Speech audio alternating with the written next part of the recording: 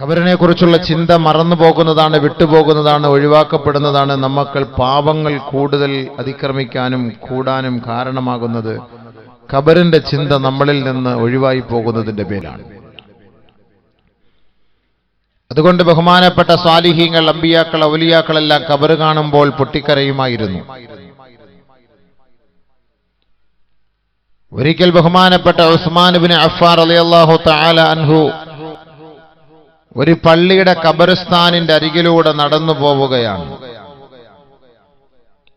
ഉസ്മാൻ ഇബ്നു അഫ്ഫാൻ റളിയല്ലാഹു തആല അൻഹു ഒരുപാട് നന്മകൾ ചെയ്ത, ഒരുപാട് സമ്പത്തുകൾ അല്ലാഹുവിന്റെ മാർഗത്തിൽ ചെലവ് ചെയ്ത മഹോന്നതനായ സ്വഹാബിയാണ്. അല്ലാഹുവിന്റെ പ്രവാചകന്റെ പ്രിയങ്കരനാണ്. എല്ലാമായ ഉസ്മാനുൽ ഗനി റളിയല്ലാഹു തആല അൻഹു ഖബറിന്റെ അരികിലൂടെ നടന്നു പോകുമ്പോൾ ഒരു ഖബർ കണ്ടു. ഫഖാമ, അവിടെ തന്നെ നിന്നു. ആ ഖബറിന്റെ അരികിൽ അവിടെ തന്നെ നിന്നിട്ട് സുമ്മ ബഖാ, നബിയുനാ റസൂലുള്ളാഹി സ്വല്ലല്ലാഹു അലൈഹി വസല്ലമ തങ്ങളുടെ പ്രിയങ്കരനായ ആ അനുചരൻ, ആ സന്തത സഹചാരി ആ ഖബറിന്റെ അരികിൽ നിന്ന് പൊട്ടി കരയുകയാണ്. ഫബഖാ ഹത്താ ബതല്ലത് ലിഹയതുഹു, ദാടി രോമം നനയത്തക്ക നില, ദാടി രോമം നനയുമാർ ബഹുമാനപ്പെട്ട ഉസ്മാൻ ഇബ്നു അഫ്ഫാൻ റളിയല്ലാഹു തആല അൻഹു പൊട്ടി കരയുകയാണ്. മഹാനവറുകളോട് ബഹുമാനപ്പെട്ട സഹാബാക്കൾ ചോദിക്കുകയാണ്, മാലക യാ അമീറുൽ മുഅ്മിനീൻ, എന്താണ് അങ്ങേക്ക് സംഭവിച്ചത് അമീറുൽ മുഅ്മിനീനെ? അല്ലാഹുവിന്റെ റസൂലിന്റെ സദസ്സിൽ എത്രയോ മണിക്കൂറുകളോളം അങ്ങ് വിശ്രമിച്ചവരാണ്. ഹബീബായ തങ്ങളുടെ സദസ്സിൽ നിന്ന് ഖബറിനെ കുറിച്ച് കേട്ടവരല്ലയോ? അല്ലാഹുവിന്റെ റസൂൽ സ്വർഗത്തെ കുറിച്ച് പറഞ്ഞിട്ടില്ലയോ? നരകത്തെ പരാമർശിച്ചപ്പോൾ അങ്ങ് കരയുന്നതായി ഞങ്ങൾ കണ്ടതേയില്ല. ഇന്ന് ഈ ഖബറിന്റെ ഓരത്ത് നിന്ന് പൊട്ടി കരയുന്നതിന്റെ യാഥാർത്ഥ്യം എന്താണ് മഹാനവറുകളെ? ഉസ്മാൻ ഇബ്നു അഫ്ഫാൻ റളിയല്ലാഹു അൻഹുവിനോട് ബഹുമാനപ്പെട്ട സ്വഹാബാക്കൾ ചോദിക്കുകയാണ്. മഹാനായ ഉസ്മാൻ ഇബ്നു അഫ്ഫാൻ റളിയല്ലാഹു അൻഹു പറയുകയാണ്, സമിഅതു നബിയ സല്ലല്ലാഹു അലൈഹി വസല്ലം, ഹബീബായ റസൂലുള്ളാഹി സ്വല്ലല്ലാഹു അലൈഹി വസല്ലമ തങ്ങൾ പറഞ്ഞത് ഞാൻ കേട്ടിട്ടുണ്ട്. അൽ ഖബ്റു അവ്വലു മൻസിലിൻ മിൻ മനാസിലിൽ ആഖിറ, ആഖിറത്തിലേക്കുള്ള തുടക്കമാണ്, അതിന്റെ കവാടമാണ്, അതിന്റെ ചുവടുവെപ്പാണ് ഈ കാണുന്ന ഖബർ. ഫമൻ നജാ ഫീഹി ഫമാ ബഅദഹു ഐസർ, ആരാണോ ആ ഖബറിൽ ആദ്യത്തെ ദിനത്തിൽ തന്നെ രക്ഷപ്പെട്ടത്, ആദ്യത്തെ ദിനം തന്നെ സുരക്ഷിതമാക്കപ്പെട്ടത്, ഫമാ ബഅദഹു ഐസർ, പിന്നീട് അങ്ങോട്ടവർ ദുഃഖിക്കേണ്ടതേയില്ല, പ്രയാസപ്പെടേണ്ടതേയില്ല. ഫമൻ ലം യൻജു മിൻഹു, ആരാണോ ആ ഖബറിൽ രക്ഷ പ്രാപിക്കാതെ ദുഃഖാർത്തരായി, ദുഃഖിതരായി, വ്യസനത്തോടെ, ദുഃഖത്തോടെ, ലമ്മത്തുൽ ഖബറിന്റെയും ലഗ്തത്തുൽ ഖബറിന്റെയും വേദന കൊണ്ട് ആരാണോ അലമയിടുന്നത്, നിലവിളിക്കുന്നത്, ഫമാ ബഅദഹു അശദ്ദു, പിന്നീട് അവർക്ക് അങ്ങോട്ടുള്ള ജീവിതം ദുർഘടമാണ്. അതുകൊണ്ടാണ് ആ ഖബർ കടപ്പോൾ ഞാൻ കരഞ്ഞു പോയതെന്ന് മഹാനായ ഉസ്മാൻ ഇബ്നു അഫ്ഫാൻ റളിയല്ലാഹു അൻഹു. പക്ഷേ അല്ലാഹുവിന്റെ റസൂലിന്റെ സദസ്സിലിരുന്നപ്പോൾ എനിക്ക് ഇത്രത്തോളം എഫക്റ്റ് ഉണ്ടായിക്കൊള്ളണമെന്നില്ല. ചില വാള് കേൾക്കും, വാളെല്ലാം കേൾക്കും, പക്ഷെ എന്നാൽ ഇത്ര എഫക്റ്റ് കിട്ടൂല. വാള് കേൾക്കുന്നവരെല്ലാം നന്നാവുമായിരുന്നെങ്കിൽ എന്നേ ഞാൻ നന്നാവുമായിരുന്നു.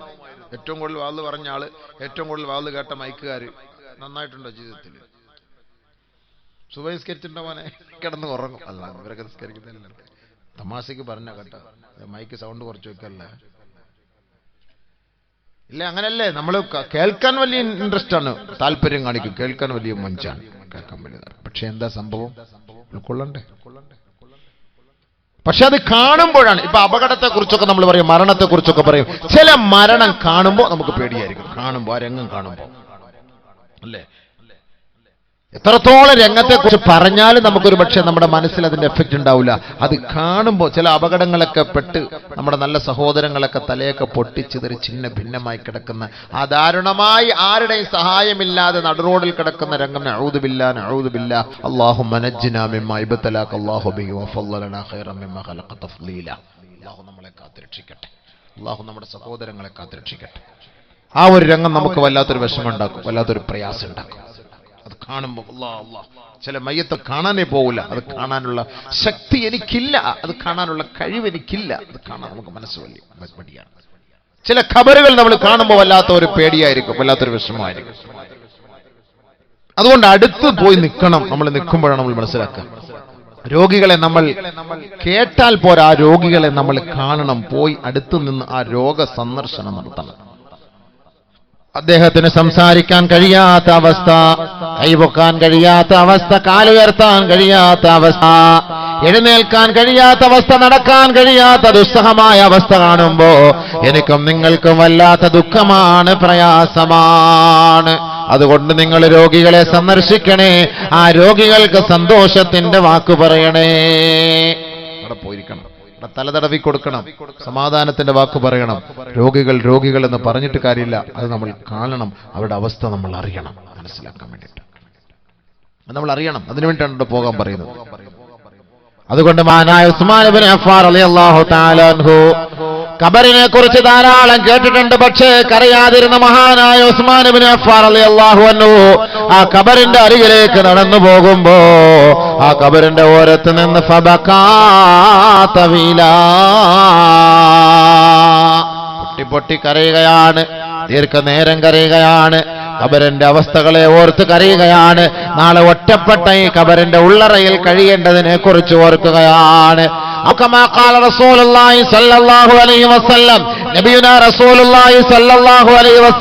തങ്ങളെ പറഞ്ഞതുപോലെ ഒരു മനുഷ്യന്റെ മയ്യത്ത് ഖബറിലേക്ക് വെക്കപ്പെട്ട് കഴിഞ്ഞാൽ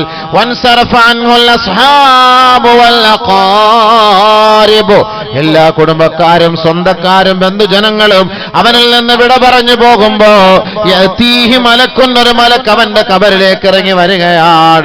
യഖൂലു ചോദിക്കുന്നു, യബ്ന ആദം, ആദമിന്റെ മകനെ, തറകൂക വദഫനൂക,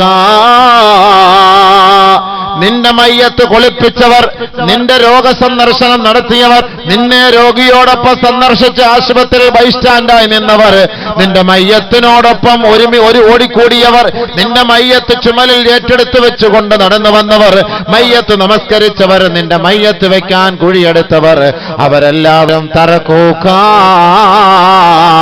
നിന്റെ അവർ ഉപേക്ഷിച്ചിരിക്കുകയാണ് ആദമിന്റെ മകനെ. വദഫനൂക,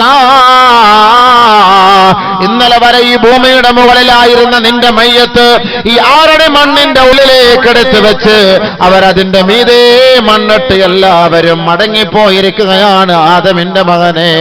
വലൗ അഖാമൂ ഇൻദക മാ നഫഊക, അവരിനി ഇവിടെ വന്ന് നിൽക്കുന്നത് കൊണ്ട് നിനക്ക് യാതൊരു പുണ്യവുമില്ല. ആര് നിൽക്കും? ചിന്തിച്ചു നോക്ക്. നമ്മുടെ സുഹൃത്തുക്കൾ ഒന്ന് ആലോചിച്ച് നോക്ക്. ബൈക്കിൽ കയറാൻ നേരത്ത് കൂട്ടിന് വിളിച്ചാൽ വരും. ബൈക്കിന് കൂടെ വാ കയറി പോകും. കാറിൽ കൂട്ട കയറി പോകും. ഫിലിം ഷോയ്ക്ക് പോകും, സിനിമ കാണാൻ വേണ്ടി പോകും, നാടകത്തിന് പോകും, ഗാനമേളയ്ക്ക് പോകും, കൂട്ടായിട്ട് എല്ലാം കൂട്ടിന് വിളിച്ച് അപ്പോഴേ വരും. വെള്ളമടിക്കാൻ പോകും, എല്ലാത്തിനും ഏത് ആവശ്യത്തിന് വിളിച്ചാലും ഇവിടേക്ക് വേണമെങ്കിലും വരും. ഇത്രയും അടുത്ത സുഹൃത്ത് മരണപ്പെട്ടു പോയാൽ ആ മനുഷ്യനോടൊപ്പം ഖബറിലേക്ക് പോകാൻ ആരിലുണ്ടാവോ കൂട്ടത്തിൽ? എവിടം വരെ വരും? പള്ളിക്കാട് വരെ, പള്ളിയുടെ ഖബറിസ്ഥാന് വരെയാണ് അവിടെ എത്തുക. നബിയുനാ റസൂലുള്ളാഹി സ്വല്ലല്ലാഹു അലൈഹി വസല്ലമ തങ്ങൾ പറഞ്ഞില്ലേ, യത്ബഉൽ മയ്യിത സലാസ, മയ്യത്തിനെ അനുഗമിക്കുന്നത് മൂന്ന് കാര്യങ്ങളാണ്. മയ്യത്തിനെ അനുഗമിക്കുന്നത് മൂന്ന് വസ്തുക്കളാണ്. യത്ബഉ അഹ്ലുഹു, യത്ബഉ മാലുഹു, യത്ബഉ അമലുഹു. അവന്റെ കുടുംബം അവനോടൊപ്പം, ആ മയ്യത്തിനോടൊപ്പം, ആ ഖബർസ്ഥാൻ വരെ അവനോടൊപ്പം അനുഗമിക്കുകയാണ്. അവന്റെ സന്താനങ്ങൾ അവനോടൊപ്പം അനുഗമിക്കുകയാണ്. അവന്റെ സമ്പത്ത് അവനോടൊപ്പം അനുഗമിക്കുകയാ.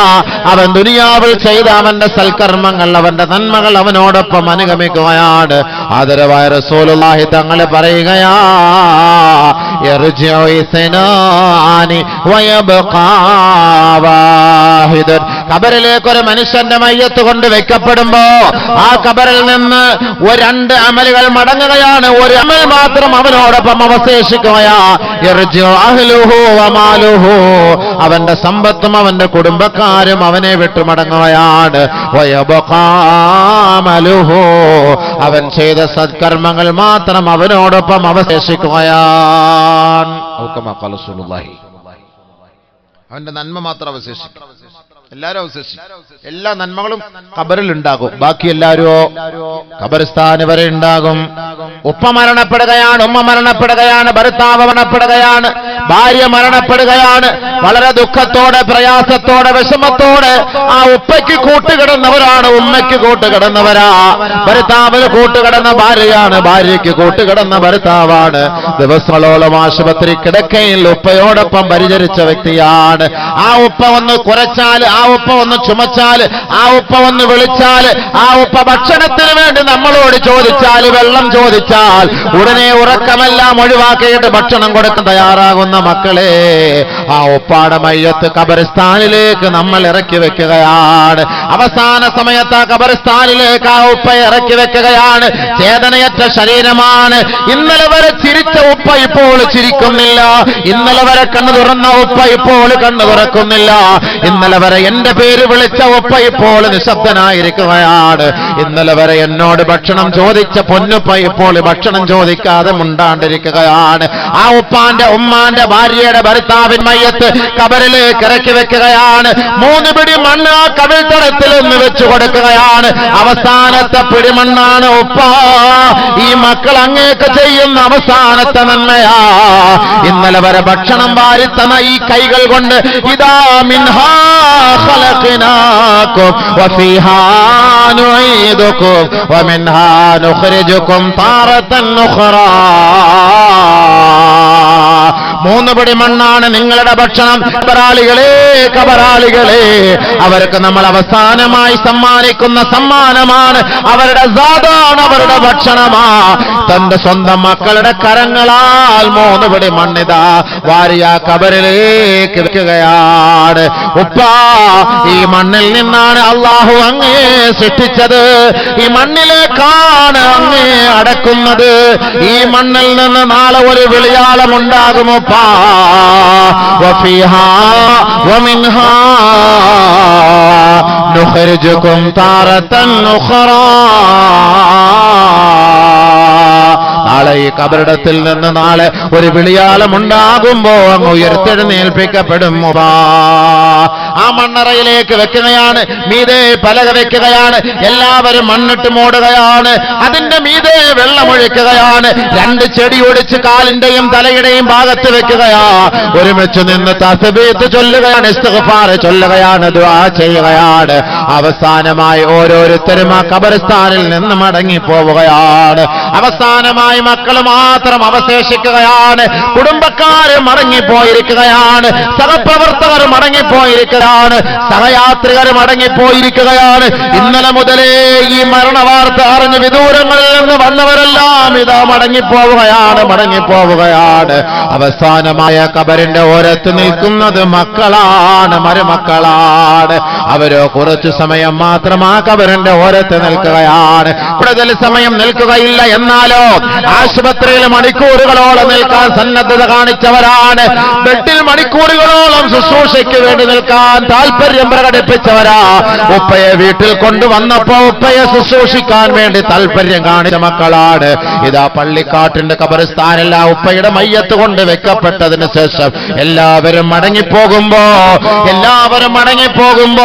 കുടുംബക്കാർക്ക് ഇനി എന്താണ്, ഇനി എന്തിനാണ് ഇവിടെ നിൽക്കുന്നത്? പക്ഷേ മക്കൾ അല്പ അല്പസമയോടെ ആ ഖബറിന്റെ ഓരത്ത് നിൽക്കുന്ന സമയത്ത് എല്ലാവരും ഓരോന്നായി ഓരോരുത്തരായി മടങ്ങിപ്പോകുമ്പോ അവസാനം മക്കൾ ഇതാ സലാം പറയുകയാ, അസ്സലാമു അലൈക യാ അബീ, അസ്സലാമു അലൈക യാ ഉമ്മീ, അസ്സലാമു അലൈകി യാ ഉമ്മീ, അസ്സലാമു അലൈക യാ അബീ. എന്റെ ഉപ്പാ ഞാൻ പോകട്ടെയോ പോകട്ടെയോ. അവസാനമായ ഒരു സലാം പറഞ്ഞുകൊണ്ട് ആ ഖബറിന്റെ ഓരത്ത് നിന്ന് മക്കൾ നടന്നു നീങ്ങുമ്പോ ആ ഖബറാളി നിന്നെ കാണുകയാണ്. മക്കളെ, ഇന്നലെ വരെ എന്നോടൊപ്പം സഹകരിച്ച നീ എന്നെ തനിച്ചാക്കിയിട്ട് പോവുകയാണോ? ഇന്നലെ വരെ എനിക്ക് വെള്ളം തന്നവനാണ്, ഇന്നലെ വരെ എന്നെ ശുശ്രൂഷിച്ചവനാണ്, ഇന്നലെ വരെ എന്റെ തലയിണ എടുത്തു വെച്ച് എന്നെ ചാരിയിരുത്തിയവനാണ്, എന്റെ ബെഡിന്റെ തലഭാഗത്തിരുന്ന് ഉപ്പാ ഉമ്മാ എന്ന് വിളിച്ച് എന്റെ തലതലോടിയവനല്ലേ. ഇതാ എന്നെ നിങ്ങൾ ഒറ്റയ്ക്കാക്കിയിട്ട് തനിച്ചാക്കിയിട്ട് നിങ്ങൾ മടങ്ങി പോവുകയാണോ പോവുകയാണോ? ആദരവായ റസൂലുള്ളാഹി തങ്ങൾ പറഞ്ഞില്ലേ, ഇന്നകും തുഫ്തിനൂന ഇന്നി റഅയ്തുകും തുഫ്തിനൂന ഫിൽ ഖുബൂർ കഫിത്നതി ദജ്ജാൽ. ഖബറുകളിൽ നിങ്ങളെ ശിക്ഷിക്കപ്പെടുന്നത് ഞാൻ കാണുകയാണ്, നിങ്ങളുടെ ശിക്ഷ ഞാൻ അറിയുകയാണ്.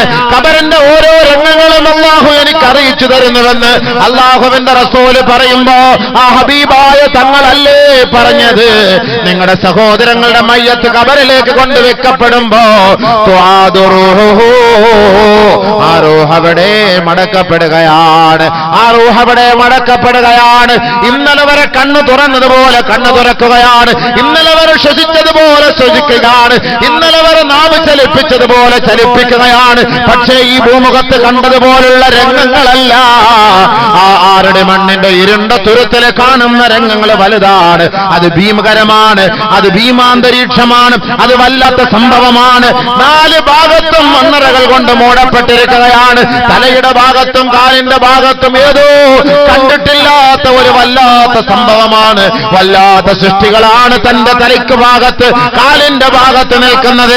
അവരുടെ കൈകളിൽ എന്തോ ഒരു വലിയ കുന്തമുള്ളതുപോലെ, വലിയ ഒരു ഭാരമുള്ളതുപോലെ അവർ ഞങ്ങളോട് എന്തോ ശകാരത്തോട് ചോദിക്കുകയാ, മൻ റബ്ബുക, ആരാണ് നിന്റെ റബ്ബ്, ആരാണ് നിന്റെ റബ്ബ്? ആദരവായ റസൂലുള്ളാഹി തങ്ങൾ പറഞ്ഞില്ലേ, നിങ്ങളുടെ സഹോദരങ്ങളുടെ മയ്യത്തടക്കം ചെയ്യപ്പെട്ടതിന് ശേഷം അവിടെ നിങ്ങൾ അല്പസമയം നിന്നുകൊണ്ട് ആ സഹോദരന് വേണ്ടി അല്ലാഹുവിനോട് പൊറുക്കൽ തേടണേ. നബിയുനാ ഷഫീഉനാ റസൂലുള്ളാഹി ഇസ്തഗ്ഫിറൂ لأخيكم فإنه الآن يسألو. ആ കബറാളിയുടെ അരികിൽ നിന്ന് നിങ്ങൾ പോകരുതേ, അവിടെ നിങ്ങൾ നിൽക്കണേ. ആ കബറാളി ഇപ്പോൾ ചോദ്യം ചെയ്യപ്പെടുകയാണ്. അതുകൊണ്ട് ആ കബറിലേക്ക് ഒരു സന്തോഷം, ഒരു സാന്ത്വനം, ഒരു സഹാനുഭൂതി, ഒരു സമാധാനത്തിന് വേണ്ടി ആ കബറിന്റെ ഓരത്ത് നിങ്ങൾ നിൽക്കണേ, ധൃതി പിടിച്ചു പോകരുതേ. ആദരവായ ഹബീബായ റസൂലുള്ളാഹി തങ്ങൾ നമ്മളോട് പറയുമ്പോ നമ്മുടെ ഉപ്പാന്റെ ഉമ്മാന്റെ ഭാര്യയുടെ ഭർത്താവിന്റെ മക്കളുടെ കബറുകൾ മയ്യത്തടക്കിയിട്ട് മടങ്ങിപ്പോകുമ്പോ നമ്മുടെ മുഖത്തേക്ക് ആ മയ്യത്ത് നോക്കിയിട്ട് ചോദിക്കുകയാ, നിങ്ങൾ പോവുകയാണോ മക്കളെ? എന്നെ തനിച്ചാക്കിയിട്ട് പോവുകയാണോ?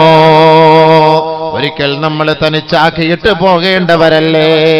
എത്രത്തോളം സ്നേഹിച്ചാലും, എത്രത്തോളം ആദരിച്ചാലും, എത്രത്തോളം ബഹുമാനിച്ചാലും ഒരിക്കലും ഞങ്ങൾ തമ്മിൽ വെട്ടിപിരിയുകയില്ല എന്ന് കെട്ടിപ്പിടിച്ച് ജീവിച്ചാലും അവരെന്റെ ഉള്ളറകളിലേക്ക് എടുത്ത് വെക്കപ്പെട്ട് കഴിഞ്ഞാൽ അവരെ തനിച്ചാക്കിയിട്ട് നിങ്ങൾ ഒറ്റയ്ക്ക് പോവുകയല്ലേ?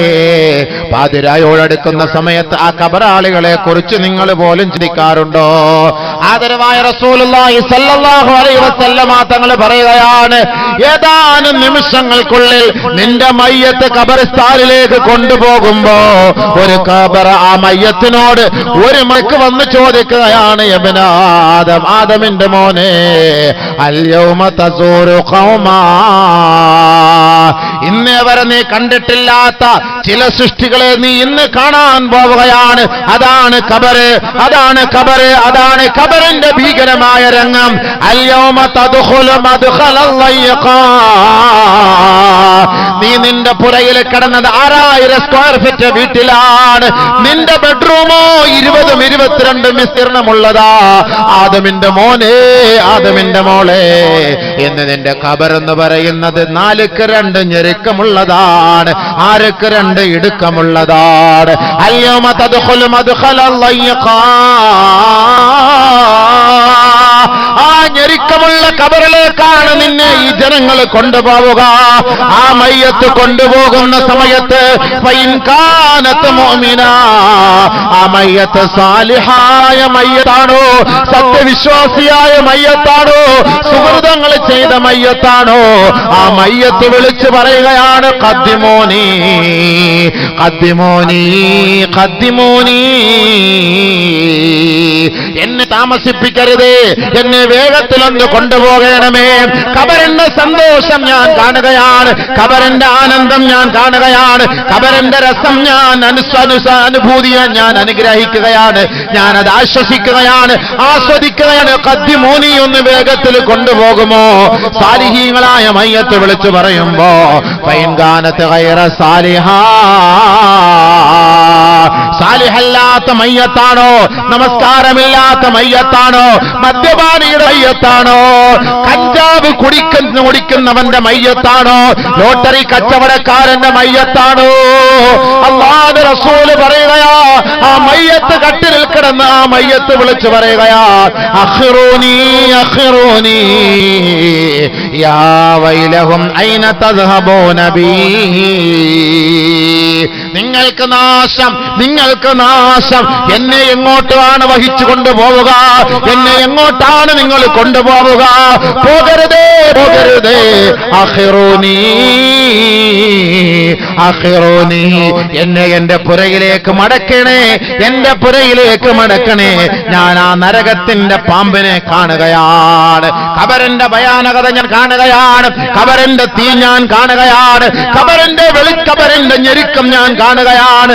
ആദരവായ റസൂലുള്ളാഹി സ്വല്ലല്ലാഹു അലൈഹി വസല്ലമ തങ്ങളുടെ പ്രിയതമയായ പ്രിയങ്കരിയായ ആയിഷ സിദ്ദീഖ റളിയല്ലാഹു തആല അൻഹാ ഒരു ഖബറിന്റെ അരികിലൂടെ നടന്നു പോയിട്ട് ഫഖാമത്ത്, ഒരു കൊച്ചു ഖബറാണ്, ഒരു കുഞ്ഞിളം പൈതലിന്റെ ഖബറാണ്, ഒരു പൊന്നുമോന്റെ ഖബറാണ്, ആ ചോരക്കുഞ്ഞിന്റെ ഖബറാണ്. ആ ഖബറിന്റെ ഓരത്ത് ബഹുമാനപ്പെട്ട ആയിഷ ബീവി നിൽക്കുകയാ, പൊട്ടിക്കരയുകയാണ്, കരയുകയാണ്, കണ്ണുനീരൊഴുക്കുകയാണ്. മഹദി അവറുകളുടെ പരിസരത്ത് നിന്ന് തോഴിമാര് ചോദിക്കുന്നു, മായുബ്കീകിയ ആയിഷ, ആയിഷേ നിന്നെ കരയിച്ച വസ്തുത എന്താണ് ആയിഷേ? മഹദിയായ ആയിഷ ബീവി പറയുകയാണ്, ഇന്നലിൽ ഖബരിൽ ലമ്മാ, ഇന്നലിൽ ഖബരിൽ ലമ്മാ, തീർച്ചയായും ഖബറിന് ഞെരുക്കമുണ്ട് സഹാബത്തെ. അല്ലാഹുവിന്റെ റസൂലിന്റെ പ്രിയങ്കരിയായ ആയിഷ സിദ്ദീഖ റളിയല്ലാഹു അൻഹ പറയുകയാണ്, ഹാദാ ഖബറു സബീൻ, ഇതൊരു കുഞ്ഞിന്റെ ഖബറാണ്, ഇതൊരു പൈതലിന്റെ ഖബറാണ്, ഇതൊരു കിടായിയുടെ ഖബറാണ്. ഇന്നലിൽ ഖബരി ലമ്മാ ലൗ കാന അഹദും മിൻഹാ നാജിയാ ലകാന ഹാദാ സബീ ഔ കമാ ഖാല റസൂലുള്ളാഹി. ആരെയെങ്കിലും ഖബർ വെറുതെ വിടുമായിരുന്നുവെങ്കിൽ ഈ കുഞ്ഞു പൈതലിനെ ഖബർ വെറുതെ വിടുമായിരുന്നു. ആ ഖബർ ഞെരുക്കുകയാണ്, ഞെരുക്കുകയാണെന്ന് മഹദിയായ ആയിഷ ബീവി പറഞ്ഞിട്ടാണ് ഫബകത് തവീലാ, വളരെ ദീർഘനേരം മഹദിയായ ആയിഷ സിദ്ദീഖ റളിയല്ലാഹു അൻഹ കരഞ്ഞുപോയത്. എന്തേ കാരണം? കുട്ടികളെ പോലും ഖബർ വെറുതെ വിടുകയില്ല. അല്ലാഹു നമ്മളെ ഖബറിന്റെ അദാബുകളെ തൊട്ട് കാത്തിരക്ഷിക്കട്ടെ. അല്ലാഹു നമ്മുടെ ഖബറുകളിൽ സന്തോഷം നൽകുമാറാകട്ടെ. അല്ലാഹ് പടച്ചവനെ, റബ്ബേ കരുണയുള്ളവനെ, നമ്മളാരും അറിയുന്നില്ല, എല്ലാവരും പോയിട്ട് ഖബറടക്കിട്ട് അങ്ങോട്ട് പോകും. ഉപ്പായൊക്കെ ഉമ്മായൊക്കെ വിട്ടിട്ട് പോകും, സുഹൃത്തിനെ ഉപേക്ഷിച്ചിട്ട് പോകും. ആ സുഹൃത്തിനോട് എത്ര സ്വകാര്യം പറഞ്ഞവനാണ് നീ, എത്ര സ്വകാര്യ സംഭാഷണം നടത്തിയവനാണ് നീ. ആ സുഹൃത്ത് ഖബറിൽ ഒറ്റയ്ക്ക് കിടക്കുമ്പോൾ നിങ്ങൾ അല്പമെങ്കിലും ആലോചിച്ചിട്ടുണ്ടോ? പോകട്ടെ, ഞാൻ പോട്ടെ, സുഹൃത്ത് ഞാൻ പോകട്ടെ, ഇന്നലെ വരെ നിന്നോടൊപ്പം ഞാൻ ആശുപത്രിയിൽ ഉണ്ടായിരുന്നു, പക്ഷെ എനിക്ക് ഇന്ന് നിന്നോടൊപ്പം സഹകരിക്കാൻ കഴിയുന്നില്ല. ഇന്ന് നിന്നോടൊപ്പം എനിക്ക് നിന്റെ ഒപ്പം നിന്റെ കൂട്ടത്തിൽ എനിക്ക് ഒരുമിച്ച് ഉറങ്ങാൻ എന്നെ കൊണ്ട് കഴിയില്ല. നീ വേറെ ഒരു ലോകത്തേക്ക് യാത്രയായി, ഞാൻ നിന്റെ മുകളിലാണ്. എനിക്ക് നിനക്ക് വേണ്ടി പ്രാർത്ഥിക്കാൻ മാത്രമേ കഴിയുകയുള്ളൂ. അങ്ങനെ നീ പോകുമ്പോൾ ആ ഖബറാളി ദുഃഖത്തോടുകൂടി നിന്നോട് ചോദിക്കും, എന്നെ തനിച്ചാക്കിയിട്ട് നീ പോവുകയാണോ? ഖബറിന്റെ അവസ്ഥ അതാണ്. നബിയുനാ റസൂലുള്ളാഹി സ്വല്ലല്ലാഹു അലൈഹി വസല്ലമ തങ്ങൾ പറയുകയാണ്, ആദ്യമായി അവനോട് സംസാരിക്കുന്നത് മണ്ണറയാണ്, ഖബറാണ്. ഹബീബുനാ റസൂലുള്ളാഹി. നമ്മളൊക്കെ പരസ്പരമൊക്കെ സംസാരിച്ചിട്ടുണ്ട്, പക്ഷെ ആദ്യമായി ഖബറിൽ കൊണ്ടുവച്ചാൽ സംസാരിക്കുന്നത് ഖബർ. ഹുഫ്റത്തുഹു അവ്വലു മൻ യുകല്ലിമു ഇബ്ന ആദമ ഹുഫ്റത്തുഹു ഔ കമാ ഖല റസൂലുള്ളാഹി. ആദ്യമായി ആദമിന്റെ മക്കളോട് സംസാരിക്കുന്നത് ഖബറാണ്. ചിന്തിച്ചു. നബിയുനാ ശഫീഉനാ റസൂലുള്ളാഹി സ്വല്ലല്ലാഹു അലൈഹി വസല്ലമ തങ്ങൾ പറയുകയാണ്, എല്ലാ ദിവസവും 5 പ്രാവശ്യം ഖബർ വിളിച്ചു പറയാതെ ഒരു ദിവസം പോലും ഈ ഭൂമിയിൽ ഉണ്ടാവുകയില്ല എന്ന് ഹബീബായ ശഫീആയ റസൂലുള്ളാഹി സ്വല്ലല്ലാഹു അലൈഹി വസല്ലം. എല്ലാ ദിവസവും 5 പ്രാവശ്യം ഖബർ വിളിച്ചു പറയും, ഇബ്നു ആദം, ആദമിന്റെ മകനേ, തൽഹഖു അലാ ലഹരി, എന്റെ മുകളിലൂടെ ചവിട്ടുകെട്ട് നീ ചിരിക്കുകയാണല്ലേ, വസൗഫ തബ്കീ ഫീ ബത്നി, എന്റെ ഉള്ളിലേക്ക് നീ കടന്നു വരുമടാ, അന്ന് നീ പൊട്ടിക്കരയേണ്ടവനാണ് ആദമിന്റെ മോനെ. അല്ലാഹു അക്ബർ. ചിരിക്കുന്നവരാരെല്ലാം ചിന്തിച്ചിട്ടുണ്ടോ? ഈ ചിരിക്കുന്ന ജനങ്ങൾ ആരെങ്കിലും ചിന്തിച്ചിട്ടുണ്ടോ? ഞാൻ എന്നും ചിരിക്കാറുണ്ട്, സീരിയലൊക്കെ കാണുമ്പോൾ ഭയങ്കരമായിട്ട് പൊട്ടിച്ചിരിക്കാറുണ്ട്. ഭയങ്കര ചിരിയാണ്, ഓരോ സന്ദർഭത്തിലും ചിരിയാണ്. തമാശകൾ പറഞ്ഞ് പൊട്ടി ചിരിക്കും, ഹാസ്യം കണ്ടിട്ട് ചിരിക്കും, കോമഡി കണ്ടിട്ട് ചിരിക്കും, ആരെങ്കിലൊക്കെ കള്ളം പറഞ്ഞാൽ പൊട്ടിച്ചിരിക്കും. ഈ ചിരിക്കുന്ന സഹോദരങ്ങൾ ആരെങ്കിലും സഹോദരിമാർ കണ്ടിട്ടുണ്ടോ? നിങ്ങൾ മനസ്സിലാക്കിയിട്ടുണ്ടോ, അറിഞ്ഞിട്ടുണ്ടോ? ഈ ചിരിക്കുമ്പോൾ നാളെ കരയേണ്ടി വരുമെന്ന് നബിയുനാ ശഫീഉനാ റസൂലുള്ളാഹി സ്വല്ലല്ലാഹു അലൈഹി വസല്ലമ തങ്ങൾ മദീന പള്ളിയുടെ ഉമ്മറപ്പടിയിൽ നിന്ന് പുറത്തേക്ക് കടന്നു വരികയാണ്. അല്ലാഹുവിന്റെ റസൂൽ മദീന പള്ളിയിൽ ഇരുന്ന സമയത്താണ് ജിബ്രീൽ അലൈഹിസ്സലാത്തു വസ്സലാം കടന്നു വന്നത്. ആ ജിബ്രീൽ അലൈഹിസ്സലാത്തു വസ്സലാമിന്റെ ഭാവവും മുഖത്തിന്റെ രംഗവും മാറ്റമായിരുന്നു. കാരണം നരകത്തെ കുറിച്ച് കണ്ടിട്ട് നേരിട്ട് അല്ലാഹുവിന്റെ റസൂലിന്റെ സവിധത്തിലേക്ക് വരികയാണ്. ഹബീബായ റസൂലുള്ളാഹി തങ്ങളോട് നരകത്തെ കുറിച്ച് വിവരിച്ച സമയത്താണ് അല്ലാഹുവിന്റെ റസൂൽ പൊട്ടിക്കരഞ്ഞുകൊണ്ട് പുറത്തേക്ക് പോകുന്ന സമയത്തുള്ള സഹാബാക്കൾ അതിന്റെ വഴിയുടെ ഓരത്തിരുന്ന് ചിരിക്കുകയാണ്. റസൂൽ ഇതെല്ലാം കേട്ട് വിഷമിച്ച് കരഞ്ഞ് കണ്ണുനീരൊലിപ്പിച്ചിട്ട് പുറത്തേക്ക് വരുമ്പോൾ കുറെ ആളുകൾ, കുറെ സ്വഹാബാക്കൾ ഇരുന്ന് ചിരിക്കുന്നു, കാര്യങ്ങൾ പറഞ്ഞിട്ട് ചിരിക്കുന്നു. ഇങ്ങനെ ചിരിക്കാൻ അല്ലാഹുവിന്റെ റസൂൽ സ്വല്ലല്ലാഹു അലൈഹി വസല്ലമ തങ്ങൾ ആ സ്വഹാബാക്കൾ അരികിലേക്ക് പോയി നിന്നിട്ട് പറയുകയാണ്, ഇന്നക്കും തൽഹഖൂൻ വതൽഅബൂൻ വതതഹദ്ദസൂൻ, നിങ്ങൾ ചിരിക്കുകയാണല്ലേ, നിങ്ങൾ രസിക്കുകയാണല്ലേ, നിങ്ങൾ ദുനിയാവിന്റെ കാര്യം സംസാരിച്ച് ആഘോഷിക്കുകയാണ് അല്ലേ.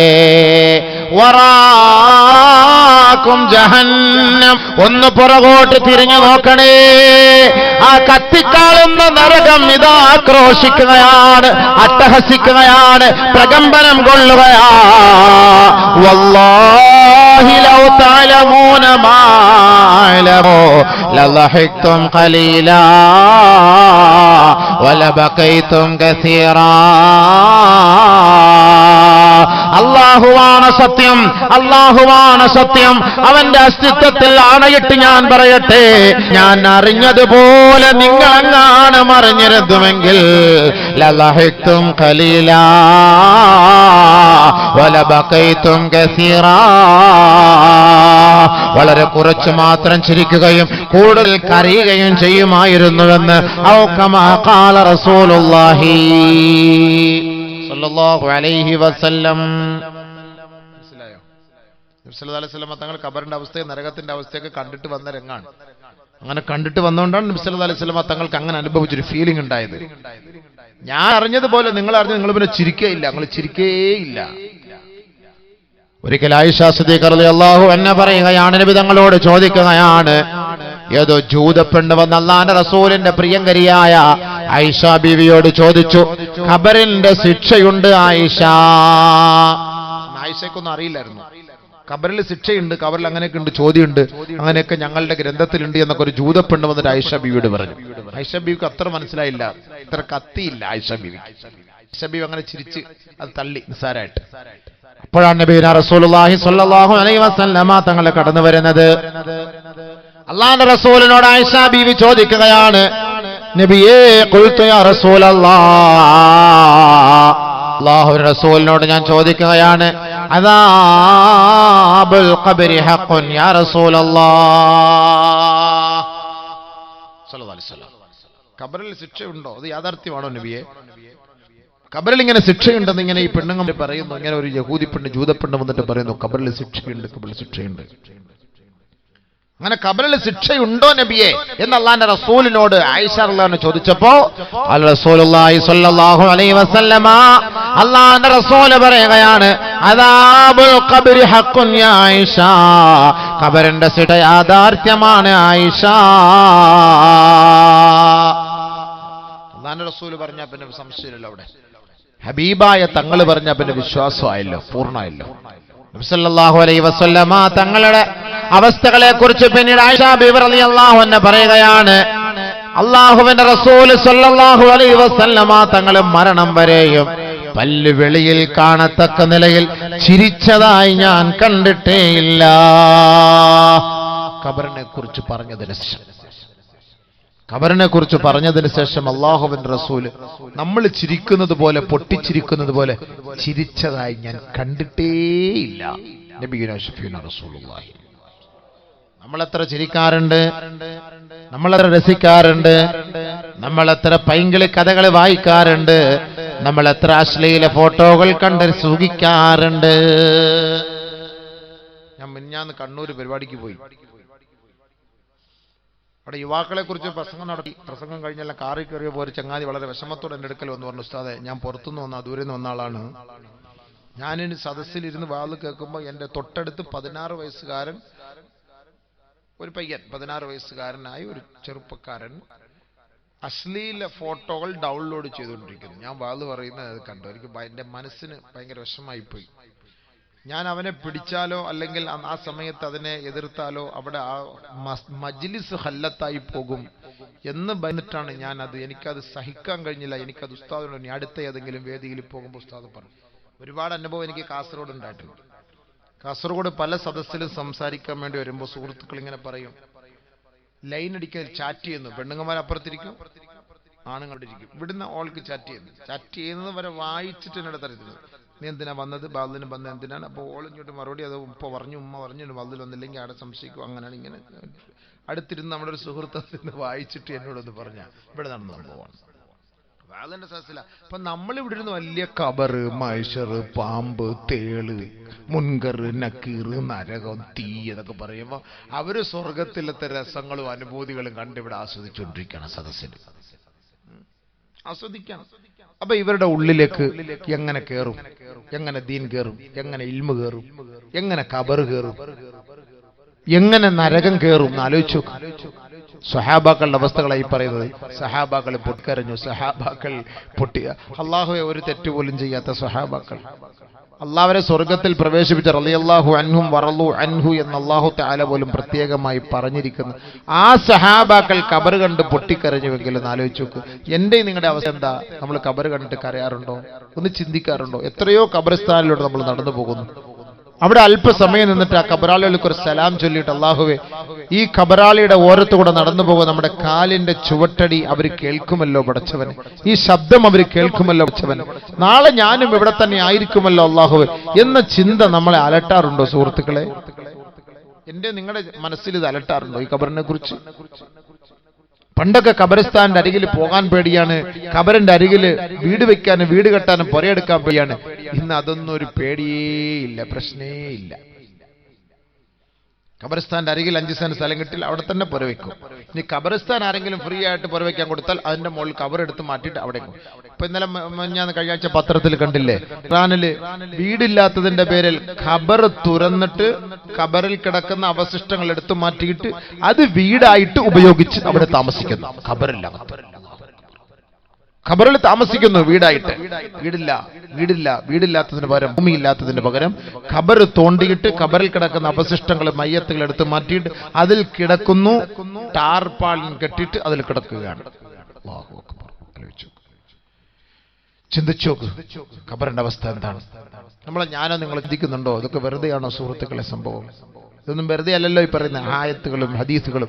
അല്ലാഹുവിന്റെ റസൂൽ സല്ലല്ലാഹു അലൈഹി വസല്ലമ തങ്ങൾ വഫാത്താകുന്ന സമയം വരെ പിന്നീട് ചിരിച്ചിട്ടേ ഇല്ല എന്ന് പറഞ്ഞാൽ എന്താ അതിന്റെ അർത്ഥം? ഞാൻ നിങ്ങൾ ഒരിക്കൽ പോയേ മതിയാവും. പക്ഷെ ഒന്നുകിൽ ആ ഖബർ റൗളയായിരിക്കും, ഇല്ലെങ്കിൽ ആ ഖബർ ഹുഫ്റത്തുൻ മിൻ ഹുഫരി നീറാൻ, നരകത്തിന്റെ വാതിലായിരിക്കും. അല്ലാഹു കാത്തുരക്ഷിക്കട്ടെ. അതുകൊണ്ടാണ് മഹാനായ ഉസ്മാൻ ഇബ്നു അഫ്ഫാൻ റളിയല്ലാഹു തആല അൻഹു ആ ഖബറിന്റെ ഓരത്ത് നിന്ന് പൊട്ടി കരഞ്ഞത് അല്ലാഹുവിന്റെ റസൂൽ പറഞ്ഞതായി ഞാൻ കേട്ടിട്ടുണ്ട്. ഒന്നുകിൽ ഈ ഖബർ റൗളയാണ്, അല്ലെങ്കിൽ ഈ ഖബർ നരകത്തിന്റെ കുണ്ടാരമാണ്, നരകത്തിന്റെ അഗ്നിഗോളമാണ്. അതുകൊണ്ടാണ് ഞാൻ ഈ ഖബറിന്റെ ഓരത്ത് നിന്ന് കരയുന്നതെന്ന് മഹാനായ ഉസ്മാൻ ഇബ്നു അഫ്ഫാൻ റളിയല്ലാഹു തആല അൻഹു. അതല്ലേ നമ്മൾ ദുആ ചെയ്യുന്ന മയ്യത്തർക്കും അല്ലാഹുമ്മ സബ്ബിത്ഹു ഇൻദ സുആൽ, അല്ലാഹുമ്മ ജാഫിൽ ഖബ്റ അൻ ജൻബൈഹി, അല്ലാഹുമ്മ ആമിൻഹു മിൻ കുല്ലിൽ ഫസ്അ, അല്ലാഹുമ്മഗ്ഫിർ ലഹു വർഹംഹു എന്നൊക്കെ പറയുന്നത് എന്തിനാണ്?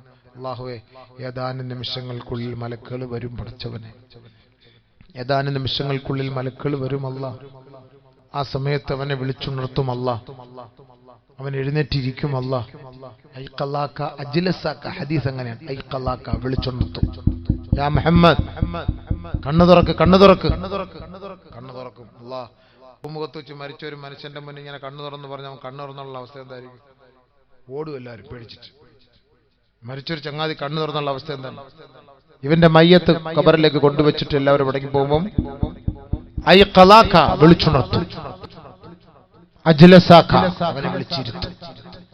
സഅലാക ചോദിക്കും. മൻ റബ്ബുക,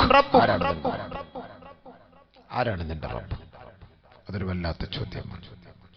ആ സമയത്താണ് മനുഷ്യൻ ദുനിയാവിൽ റബ്ബ് അല്ലാഹു ആണ് എന്ന് മനസ്സിലാക്കി ദുനിയാവിൽ ജീവിച്ചോ, അവൻ ആ ഖബറിടത്തിൽ അല്ലാഹ്, എന്റെ റബ്ബ് അല്ലാഹ് എന്ന് പറയാൻ കഴിയും. ومن أعرض عن ذكري فإن له معيشة ضنكا ونحشره يوم القيامة أعمى قال رب لم حشرتني أعمى وقد كنت